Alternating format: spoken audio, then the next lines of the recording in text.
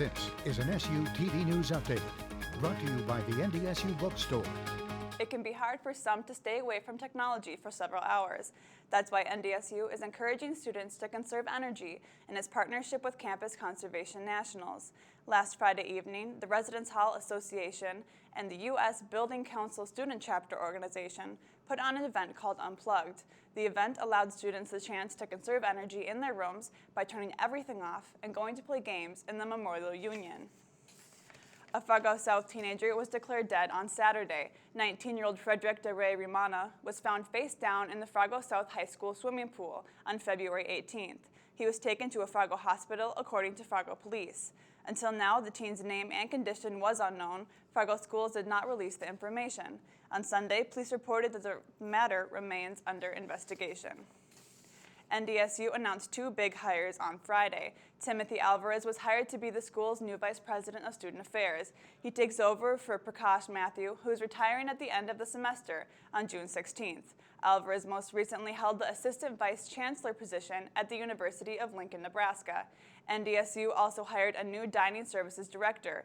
Daryl Peterson will take over the position on April 7th. He most recently worked as the Director of Food Service Operations at Gonzaga University in Spokane, Washington. The Summit League tournament started over the weekend for the Bison women's basketball team. SUTV Sports Director Morgan Lubin has more from Sioux Falls, South Dakota. The Bison earned the 7th seed for the tournament where they faced the 2nd-seeded Jaguars of IUPUI. Holly Johnson scored the first bucket of the game, but that's the only lead the Bison would ever possess.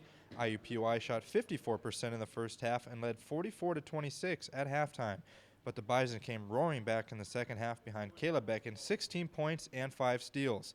NDSU pulled within 5 with 8 minutes remaining at 56-51 and at 64-59 with 2 minutes remaining, but the Jaguars were too strong as they held on for the 72-64 victory. Brazilians turned out to be Coach's last game to have us, and we just wanted to give her our all. We just wanted to fight for it and pretty much try and earn the respect that we think that we've deserved all year. Like Beckon, Brooke Lamar also tallied 16 points for the Herd. The loss ends the Bison season and brings Carolyn Dehoff's tenure at NDSU to a close. Dehoff finished with a career record of 72 wins and 105 losses in 6 seasons at NDSU. In Sioux Falls, Morgan Lubin, SU TV Sports.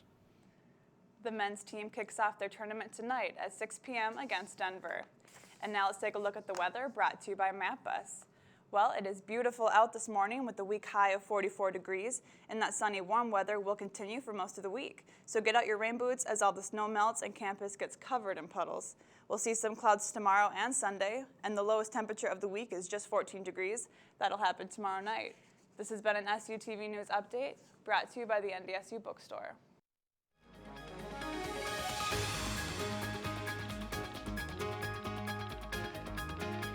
This is an SU TV News Update, brought to you by the NDSU Bookstore.